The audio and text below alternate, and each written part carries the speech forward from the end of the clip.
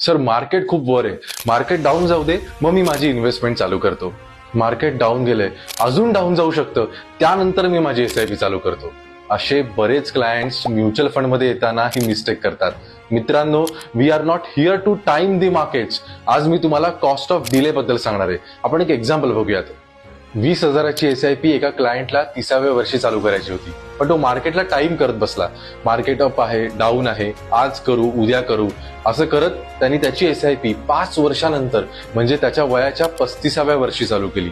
ही SIP त्याच्या retirement age पर्यंत होती. So investment tenure 25 years, investment amount 60 lakhs. आपण अज्युम करूयात मार्केटनी 12% रिटर्न्स दिले. So final value of his investment 3,76 lakhs. मित्रांनो, 3,16 lakhs वेल्थ क्रिएशन झालंय. काय जबरदस्त रिटर्न्स मिळालेत, राईट?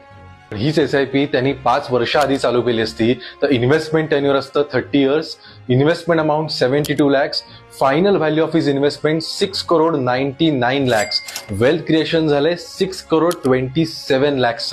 या 5 वर्षाच्या डिलेमुळे 3,23 lakhs चा कॉस्ट ऑफ डिले झालाय. म्युच्युअल फंड मध्ये इन्व्हेस्टमेंट करण्यापूर्वी हे 4 पॉइंट लक्षात ठेवा. फर्स्ट, एसआयपी ऍडवायझर थ्रू चालू करा. सेकंड, मार्केटला टाइम करू नका. थर्ड, तुमच्या ॲपेटाईट नुसार इन्व्हेस्टमेंट करा. And last, past return chase करू नका, because past returns may or may not sustain. तुम्हाला पण म्युच्युअल फंड मध्ये इन्व्हेस्टमेंट करायची असेल तर मला आजच कॉन्टॅक्ट करा. थँक्यू.